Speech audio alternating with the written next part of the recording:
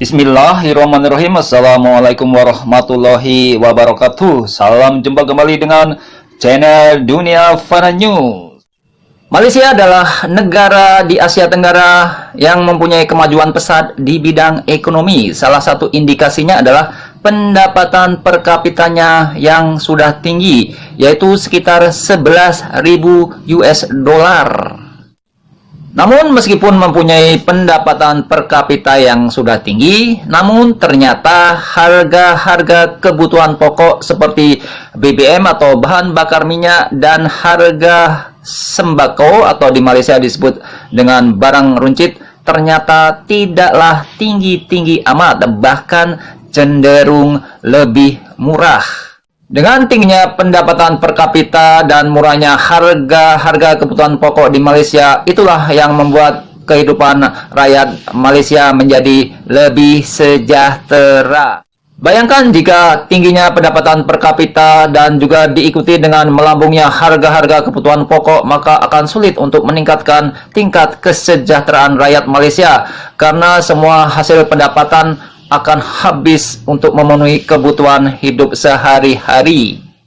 Jadi, mindset tujuan utama orang bekerja itu sebenarnya adalah untuk meningkatkan kesejahteraan hidupnya, bukan hanya demi mencari gaji tinggi semata. Untuk apa gaji tinggi tapi biaya hidup, biaya kebutuhan hidup sehari-hari juga tinggi? Pasti kesejahteraan hidupnya tidak akan meningkat. Jadi bisa dipahami kenapa ada banyak sekali jutaan tenaga kerja asing di Malaysia. Karena gaji di Malaysia termasuk tinggi, sedangkan biaya kehidupan sehari-hari termasuk rendah. Sehingga mereka bisa menabung untuk meningkatkan kesejahteraan hidup mereka, baik di Malaysia maupun untuk keluarga mereka di negara masing-masing.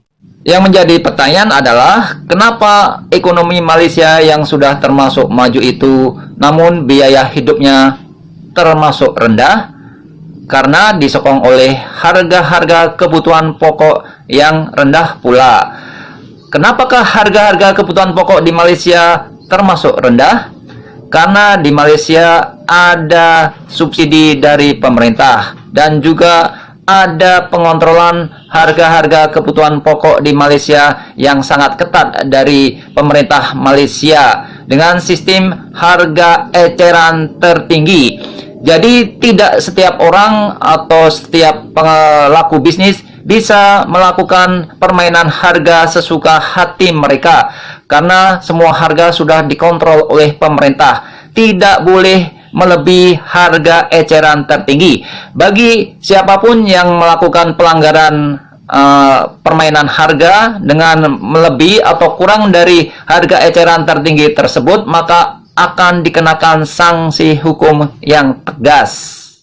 Jadi peran pemerintah Malaysia untuk meningkatkan kesejahteraan hidup rakyat Malaysia itu sangatlah dominan, yaitu dengan memberikan subsidi harga-harga kebutuhan pokok di Malaysia dan juga memberikan pengontrolan yang ketat terhadap harga-harga kebutuhan pokok tersebut dengan penetapan harga eceran tertinggi.